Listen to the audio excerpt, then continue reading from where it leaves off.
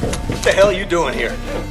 Cleanup detail. We thought this was storage. Does it look like storage to you, you idiot? It's a restricted area. It's a CO break room. Now back it up.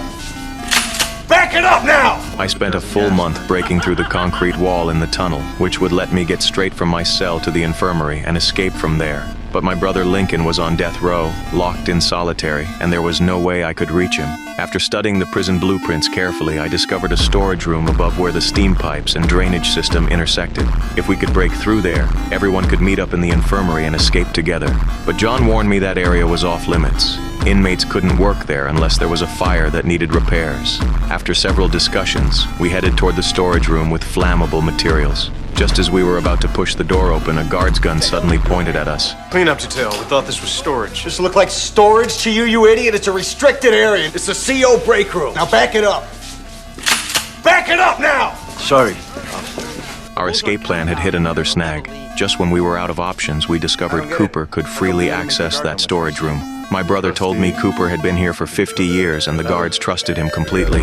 I wanted to talk to him, and even though my brother insisted he'd never help us, I had to try. But no matter what I said, he wouldn't admit to stealing that $5 million, let alone agree to break out with me. Right after he returned to his cell, Captain Bellick showed up. His colleague Bob had died in a riot a few days earlier, and his body had fallen right in front of Cooper's cell door. Bellick wanted to squeeze information out of him, but Cooper knew the rules here. Snitches don't survive in prison. No matter how much Bellick pleaded, he wouldn't name the killer. If you don't tell me who killed Bob before I leave this cell, our friendship goes with it. It's a nice cat. When he came back the next day, he found his cat lying motionless on the bed, its body already stiff. He was furious. That cat was his only source of comfort in this place. Everyone knew Bellick had done it, and for the first time, Cooper showed a vicious side.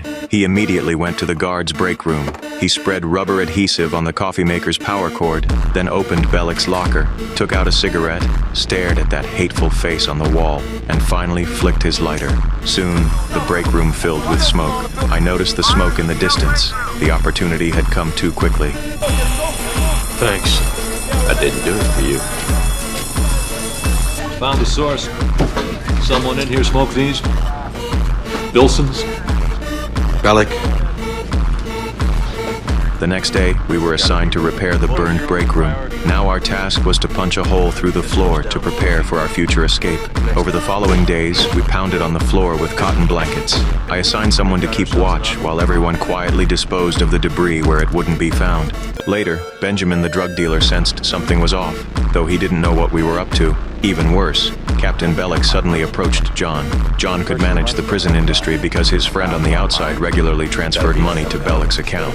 But this month, he hadn't received a dime. Bellick warned him that if the money didn't come through, someone else would take over the prison industry. John immediately made a call and found out his friend wasn't willing to pay anymore. If he lost control of the prison industry, our hole would definitely be exposed. A few days later, Bellick handed control of the prison industry to another inmate. Watching those guys walk toward the break room with tools, seeing them go in and out of the room with our hole, we were on pins and needles. There was only one way to regain control of the prison industry: get John's friend to keep sending Bellick money. In exchange, John's friend wanted me to provide the address of a key witness, since the trial was set for next month. If this witness testified in court, John's friend would go to prison, so I decided to meet with his associate in person.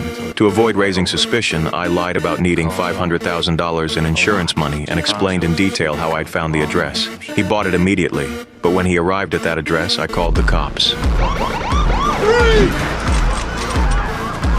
Please, stop your weapon! Now!